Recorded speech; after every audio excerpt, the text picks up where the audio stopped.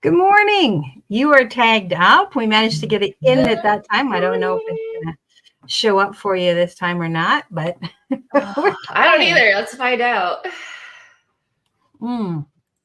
So good morning, everyone, and welcome to the Dark Roast. I am here with my beautiful co-host, Rose Short, and today we are going to tackle a subject that is very controversial for a lot of people, and that is AI. It's silly to me that AI should be so controversial, but it is because some people hate it. But I think part of that is because people just don't know how to use it properly. Yeah, or they don't understand like where it's actually getting its data, right? Because there's a lot of like, is this stolen stuff? Da da da da. But there's AI can only do what you tell it to do, and there's an art to getting it to prompt and make the videos or the artwork or anything that you want and get it right. So there is a lot of skill involved. It's not just type in paint me a picture of a rainbow and you're done. Like there's a lot more to it. But it is a massive trigger point. Yep, absolutely. And it's funny. I get when people get frustrated because they see the generic and impersonal of the AI. And I think that's because a lot of people treat AI like it can do things for you. I mean, in a way it can, but just like any other skill, you have to learn how to use the tools of the trade to get it to do or produce or create what it is that you actually want it to create. And even then, you still need to have your own skill sets to really flesh it out and make it the right thing. And I think people also think that AI is specifically either Chat GPT or Midjourney. Yeah. And so they don't realize that it is a much bigger thing than that, which can be scary for some. Sure. So I think a lot of people make the mistake of like, we automatically think that computers are smarter than us. Because I know I make this mistake. But you have to remember that computers and AI and everything is all designed by humans. And so, there are faults in it. My favorite story was the lawyers who used Chat GPT to write one of their I don't know if it was a paper or a case note or what, but they sent it to the judge, and like everything that was cited in it wasn't a real thing. It was just like Chat GPT was like, yeah, this seems accurate, and just like made stuff up basically. And it's not because like the AI can make stuff up. It's just because it was like, I don't have the data I need. And so this has the same like 3 words. So clearly this goes together. yeah, and the way you can make your AI smarter is to train it. Mm-hmm. Now, I don't know, but I think a lot of people don't realize that let's take Chat GPT, because let's start with the basics, right? You can go into your settings and you can go and set up your profile. You can do this on the free version or the paid version. And you would do this if you were in Jasper AI or if you were in Claude or any of those other ones as well.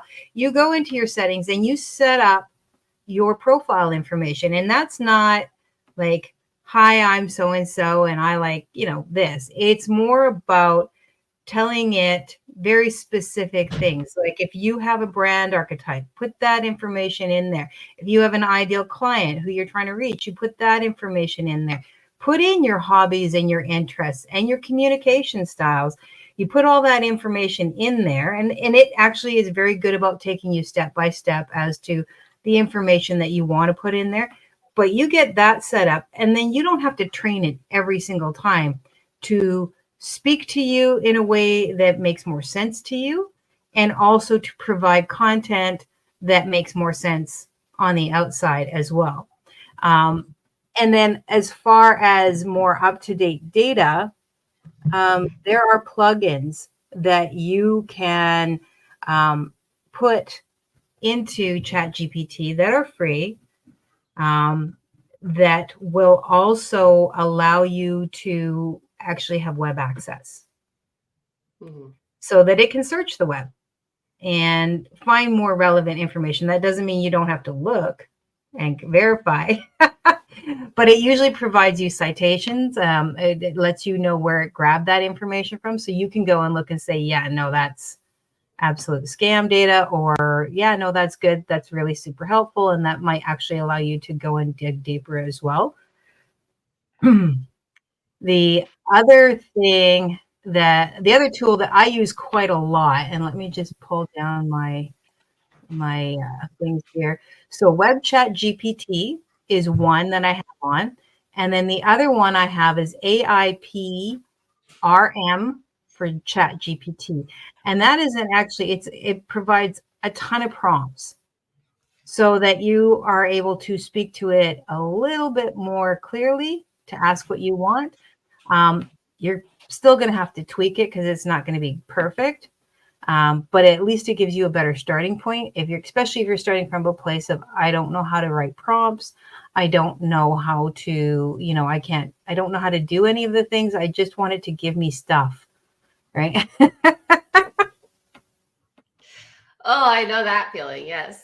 Yeah. I utilize it I use it a lot. I utilize Chat GPT a lot.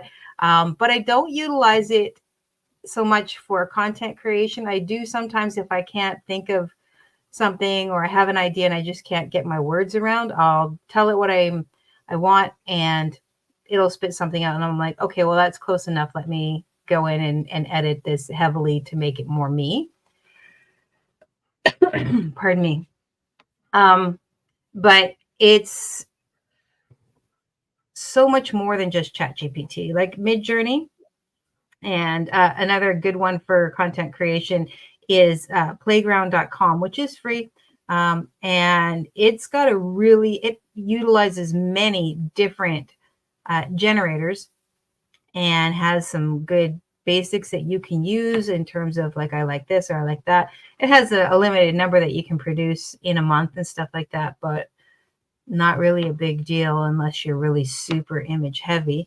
But for content creation, it's great to be able to create some images and work with them and stuff like that. And it's fun to just try and see what you can do. Yeah, I had a friend who got really good with those. I don't typically use those so much. I use Monica. And actually, like my research team with Ice Wellness uses Monica as well, because what Monica does is summarizes the page that you're on. And so for us, when we're doing we're going through the different studies and whatnot, trying to find the info we need for actual medical studies that have been done around cold therapy. It's really nice. Like, obviously, we still read the study, but that just gives us a little bit easier way to put the bullet points together for when we're filming the YouTube video. So that one's great. And then if you're looking at doing a faceless YouTube, is it InVideo.ai? I think it is. InVideo.ai is amazing. It has so many different options and tools. Yeah, it's another great one for video AI. So yeah, I love it. Yeah. I actually use Open Harpa AI, which is another summary tool and whatnot, but it works. A lot of them work sort of interchangeably, like they pull from this or pull from here. So it just depends on what interface you like best and what works best for you. I'm not a fan of the Meta AI. It irritates the crap out of me because it's constantly in my face trying to ask me questions when all I want to do is search my actual Facebook. Yeah. It's like, you irritate me, boy. A lot of people don't like that. It's like, you're only supposed to be there when I want you. Don't get in my face. That's my biggest issue. And that the Harper one sometimes gets on my nerves because it'll take up space on the side that I'm like, no, I don't want you right now. But I mean, even Google and Bing are using AI. Yeah.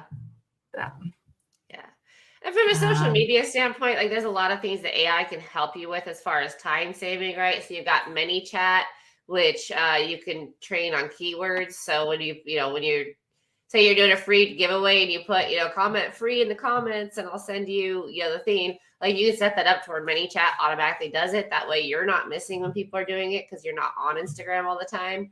And it can, help keep your followers or potential customers engaged. That one's a really good one. There are ones out there that I don't like that people utilize. So there's one for Facebook that you can tell it how many people from what group, and how quickly to do it so that you can trick the algorithm to thinking you're human.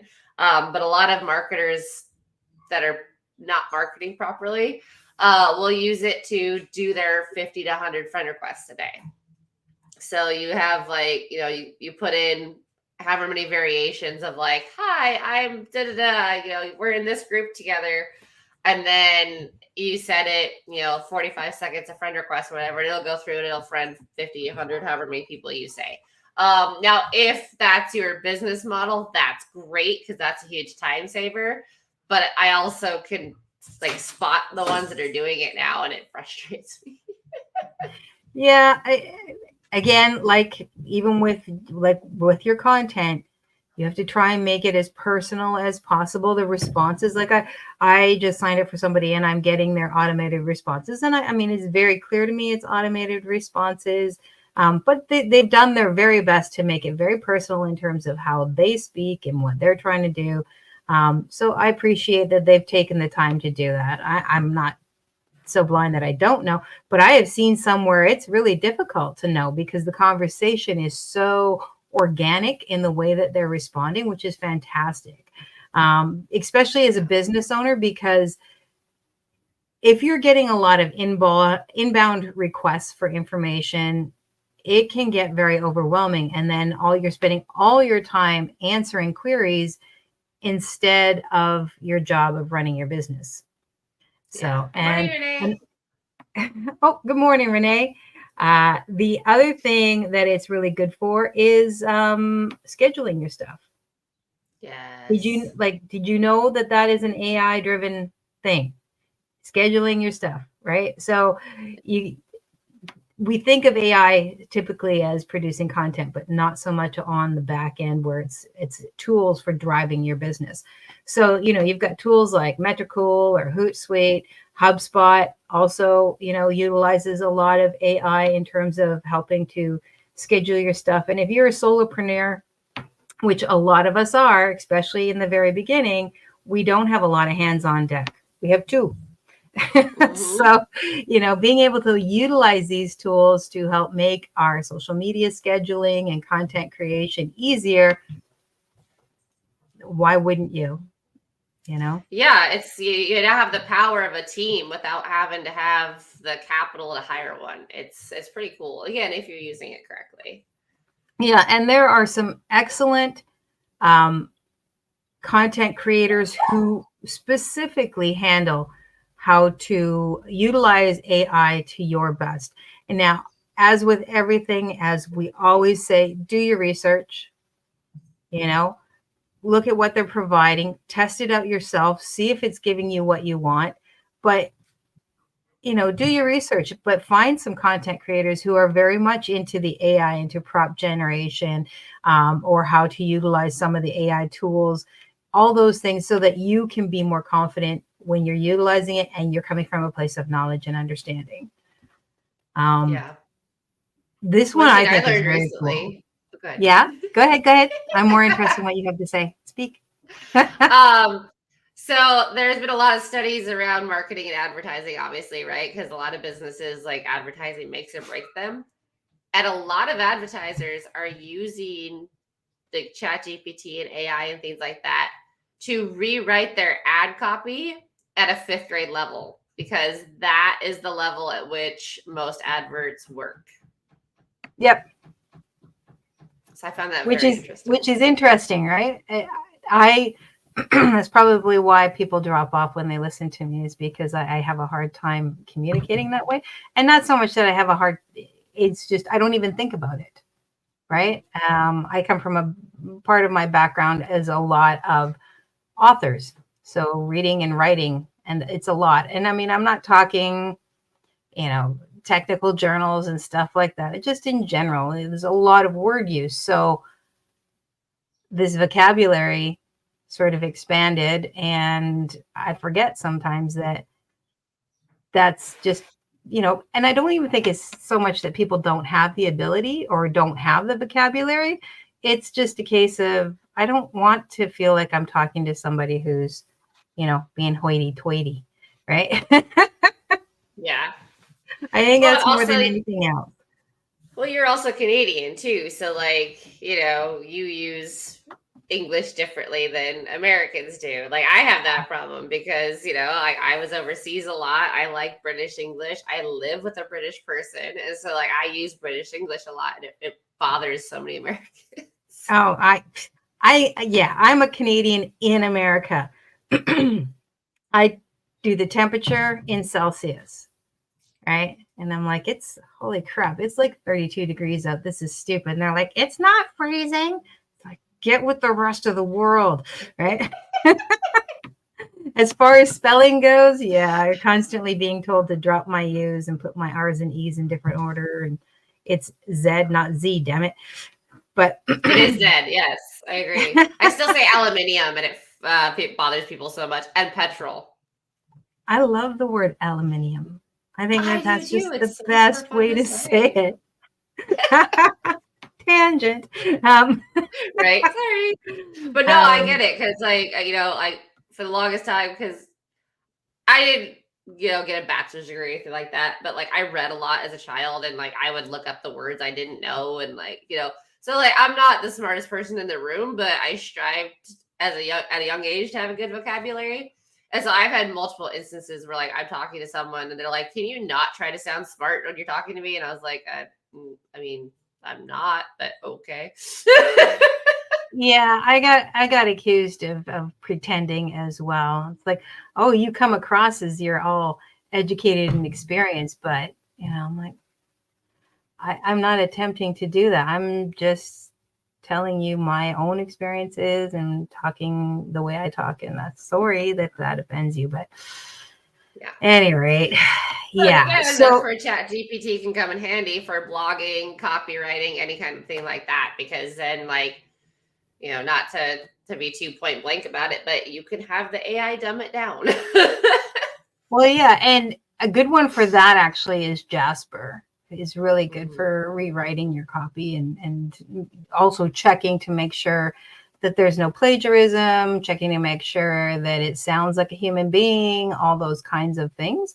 So it's actually really good for that. And you can test that. You can go online and just check if your content sounds like it's AI generated or not. But just remember that if you're doing content with AI generated content, they have specific words that they really like. And it's not that they're uncommon, but they're really common in AI generated. So like my husband and I were talking, and he's got a friend who's a teacher at university, and he can pretty much spot an AI paper just because there's certain words or phrases that come up, and they come up very consistently in a place that a 20-year-old or an 18, 19-year-old wouldn't use it, right? It's just not, it's the wrong kind of colloquialism. So, yep. Well, yeah, AI is basically predictive text, right? And so like, I don't think a lot of people understand that. It's basically just reading predictive text and being like, okay, yeah, this makes sense based off of all the users I've analyzed. So it's not infallible in any way.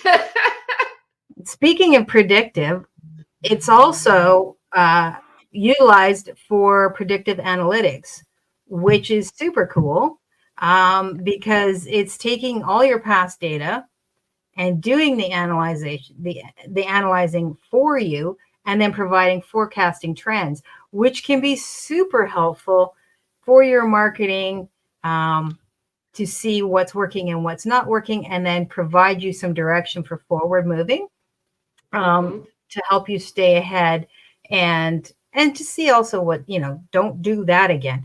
Yeah. Well, and potentially save you a lot of money lost, right? Because prior to that, you had to do like 6 months of testing at this amount to get this many hits to see.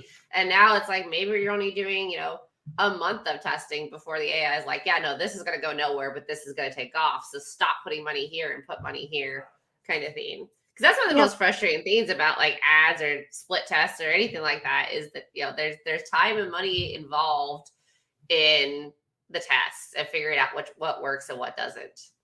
Yeah, and if you're not super inclined to go back over your data and put all that time in, this is a way to, again, help you minimize your time output, but still be able to put that time towards building your business and, streamlining it and doing all those things. Again, it's a hand that you didn't have, that's helping lift the load for you. Automation's been around for a long time. We automate and we automate and we automate. And the reason that we do that is so that we can focus our energies on other areas to do other things. Yeah. That's just another one I just got access to that I can't believe I didn't have access to before was Clarity. Which the reason I love Clarity is because one of their metrics is literally called rage clicks, which I'm a rage clicker, so that makes me laugh. But what Clarity does is if you attach it to your website, you can see like if people are scrolling down all the way to the bottom. And you can see where they're clicking, where they're not. You can see if you have dead clicks that you thought were working but are not. If all of your like really good information's at the bottom but no one's scrolling to it, then to move it to the top. There's just so much data from a website and like users website perspective that like you wouldn't get if you were just asking people like, hey, does my landing page look okay? They're like, yeah, it looks fine. But you can actually see, exactly. You can actually see scroll depth. You can see where they're clicking, where they're trying to click. Like maybe you have a graphic that looks really cool that people are clicking because they think it goes somewhere. Now like, hey, let me embed a URL in here so that it does go somewhere, right? And it just gives you so much more information. It gives you a score of like, this is probably a pain point. You should fix it, or and it records the user data, so you can go back and rewatch it and figure it out. So that one is really cool, especially if you've got like a Shopify store or something like that. And it's free. It's a Microsoft extension. That's awesome. Another one that is for like your analytics that I was sort of, when I was scrolling around, you've got IBM Watson, which has been around forever, I think since 2009. So it's a pretty standard, solid one, but there's a new one called H2O.ai, and it's an open source, which I'm always love the open source, and it has so much stuff. And it's actually got, I went in and sort of dug around a bit, and it's got tools for various different niches, like business types. So like financial, medical, marketing, education, all that sort of stuff, so that you can go and see what tools would work best for your particular business in order to, just track and make sure that you've got things. And because it's open source, it's not locked into using just one type of thing. I'm always a fan of open source because it's a little more work, but it's so much worth it. Yeah, I mean, that's usually the case, right? I mean, building your own business is so much work, but so worth it. Mm-hmm. Yeah, all the good things are. I mean, it's why it makes it so much harder. And you have to decide and choose at that point where you're going to put your time and your effort. Like, I want to be skinny, but I also want to have a business. I probably could do the two things at the same time, but it's not going to happen. So where am I going to put the most of my focus is going to be mostly on my business. My husband loves me fluffy, so whatever. Nice. I get it. I totally get it. Because, like I said, like when that one guru was like, oh, you haven't made a sale in a week, your offer sucks. You should probably just stop what you're doing. I was like, okay, cool. So I've doubled down and like, oh yeah, I fired him so fast. I didn't actually say my offer sucks. He said there was no market for my product. And I was like, you don't even understand my product. So but that's not true. Because I mean, remember I told you, like, that's actually one of the trending niches that's, it's high search volume, low competition is the ice baths and that area, that whole. So there's so much to build around that. So obviously guy's just stupid. Didn't know what he was talking about. Well, I think he just was looking for instant successes for his testimonials. And like that was gotcha. following what worked for him. And I was like, I mean, that's cool, but no. Also, and I'm it not could trying to just be a copy and paste the possibility if system. you really just did not understand your niche. And so it's easy to dismiss something if it's not something that you understand, like AI, right? Yeah, Oh, it's a terrible exactly. tool. Dismiss it, but it's not really. Yeah, It's so actually very instead useful. of quitting, I've doubled down and hired out and searched how to make my skills better to get, because a lot of my problem is communication, and that's where AI has really been beneficial for me because I know what I'm talking about. But I have so many issues just understanding other people's brains. Like we've talked about it before, like my significant other has ADD. And I'm like, it doesn't make sense. What do you mean you can't do the dishes? Like, what do you mean you can't finish a project? Like, it just doesn't make sense to me. And AI really helps with like, okay, like, how would you explain this to someone who's never heard of it? And then it helps break out that conscious bias and be able to officially communicate like what our program does. And you can help AI, like I said in the beginning, by telling it who your client is, like who your client avatar is. And maybe your client avatar is the hello is the new people, right? Is somebody who's never heard of it before, or somebody who's just starting in it, so that it can tailor its language without you having to remind it all the time. Tailor your language, tailor your language. And yeah, rewriting is great. Maybe you've written something awesome, but it's really long. You're like, I don't actually want it to be that long. And you can rephrase it, get it to work with you. And there are prompts for that too. Just rewrite this. The other one that we don't realize that that AI is used for is A/B testing, right? It allows you to check out your campaigns, and all of the A/B testers will be using some form of AI to collect that data, to check that data, all that stuff. So it's not like, there's not a person at the other end doing this, right? And I think that's, Yeah, exactly. we forget that AI has been around for a while, data analytics. Your computer's been doing a lot of the work, been doing a lot of the heavy lifting. So, trying to remember that. And Google Optimize is free. Yeah. So you can utilize that. There's another one called VWO that has a free, you can try it for free. So, and there's others. You just, again, do your research. Really, all you have to do is just simply utilize your search engine and ask for the best of this or the free of that, and nail it down to what you want. Yeah, and the best thing about AI in general is that it has no emotion.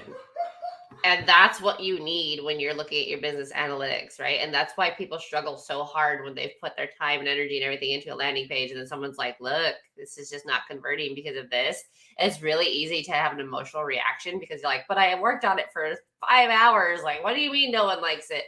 The AI can, again, just analyze the trends and be like, yeah, no, people don't get to this section. Like, take it out or rearrange it or whatever. Like, it's just a really good way to have that unbiased, like, here is the data, this is not working. Yeah. And you can also utilize AI to help you write out your funnel. Mm-hmm. There are prompts for that. You can utilize AI to write out content schedules for you. You can tell it which platforms you're using, and it will break it down. It won't tell you specifically, it won't create the content for you, but it'll give you a schedule, like a whole month of scheduling of how to mix it up, some good, like hook ideas to break it down in terms of, what their problem is, what platform you're going to deal, what solutions you can provide, or what kind of content will, read into that problem or that desire or that solution, so that you can break that down. So all of a sudden, you don't have to go out and buy, major content planners if you don't want to. You can do that simply for free with some proper prompting and proper information. what was, you can build a funnel. You can ask it to build a funnel for you. So that's crazy to me. Like it won't build it'll build No, it, it'll yeah, give it'll you the tell you structure and then you're going to do the yeah. physical work of it. So again, you're still doing the physical work, right? And then you can test it and see, does it work for you? Does it work better than what you actually originally put out there? And again, that's where your A/B tests come in. That's where your percentages come in. That's where that back-end AI analytics is going to help you out. Absolutely. Now there's like a whole other, there's lots of other things that go into it. Let me just see what other things there are, because there's a ton, like holy crap, a ton of different things that are AI. So you can have it set up your email campaigns. You can have it do surveys. You can do I'm scrolling because there's so much stuff here. Okay, so yeah, you can do personalized email campaigns. You can do customer behavior analysis. We did touch on the chat bots and the customer service. So your AI can handle your reviews. It can handle your information requests, that sort of thing. It can do dynamic pricing.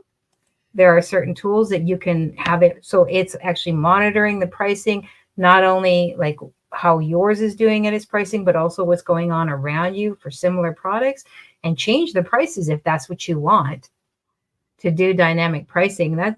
Sometimes that's good for things like Shopify or whatnot, where you're, it's keeping an eye on your competitors so that you can make sure that you're equally, optimized. The SEO optimization, ad targeting.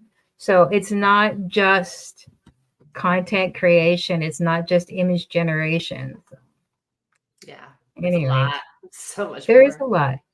And I think once people realize that there is more out there, maybe they'll be less inclined to hate specifically on AI. You still don't have to use it for content creation. If that's just a no for you, then don't do that.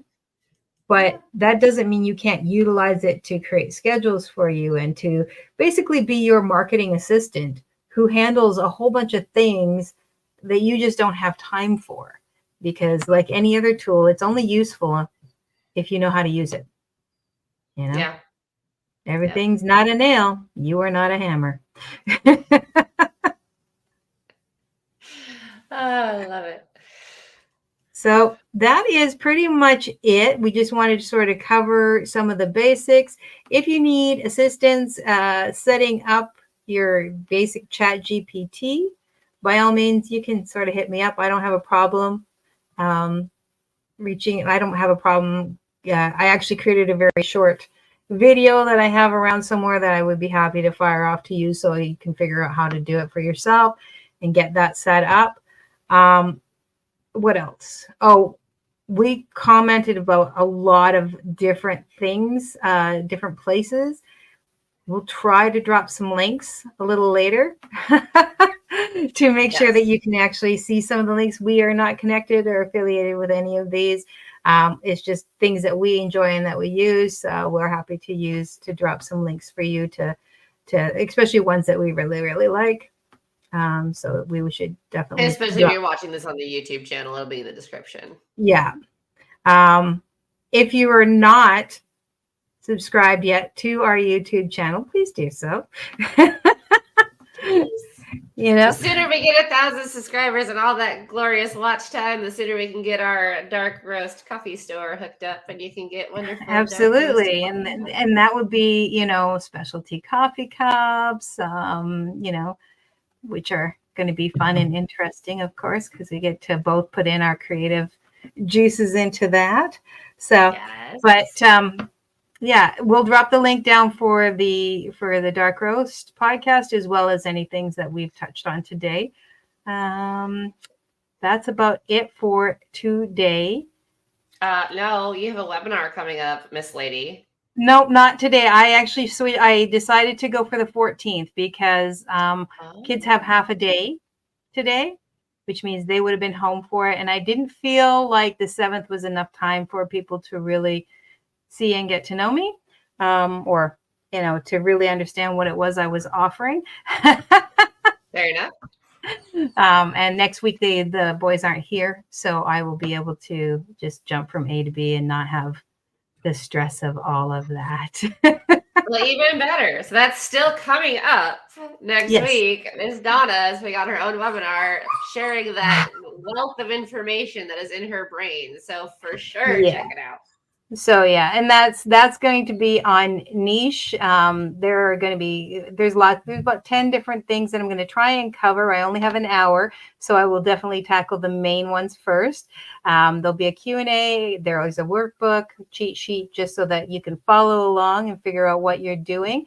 It's for people who are either looking to jump off into online marketing, they've had enough of their job, but they don't know where to start. Or for people who have been in online marketing and have really found themselves trying to sell something that just doesn't align with them. And so they're struggling to figure out what their niche is. This is a really, I want to say it's a really in-depth, even though it's an overview of the steps that you're going to need to take to really nail your niche. Anyway, so that's what I'll be doing next Friday after the Dark Roast. It's going to be a busy, busy day. I'm so excited for you. If it's something that you guys think you'd be interested in, it's free, obviously, to come and hang out with me for an hour and get some information. And there will be a Q&A afterwards. So you can pick my brain a little more because I know that it'll feel a little bit fast for some people. The other thing I wanted to say is, as always, if you have any questions, you can reach out to either Rose or I, because we obviously have different skill sets, but we're both more than willing to share information on them. And if you have anything that you would like us to talk about, please drop it in the comments. Let us know, because we're more than happy to tackle a new topic for you, specifically for you. Yes. I think that is about it for today. We have not really decided what we're going to talk about next week, because we've been both very busy this week. And I know it's going to be even busier next week. So what would you like to talk about? Anything in particular that's got your head spinning these days? Well, you know what? We did talk about having AI write your email campaign stuff. So why don't we talk about email campaigns and why they are lucrative and potentially important? That sounds fantastic. That's actually was one of the ones that I was thinking about. So I love it when we're on the same page. Same, great minds. So we will do basically a 101 on email marketing. We obviously, if you wanted to go deeper into it, you'll questions. Yeah, we will not be able to cover it all in 30 minutes, but no. All right. So thank you so much for joining us today, and we look forward to seeing you again next week. Have a good Friday. Have a good Friday.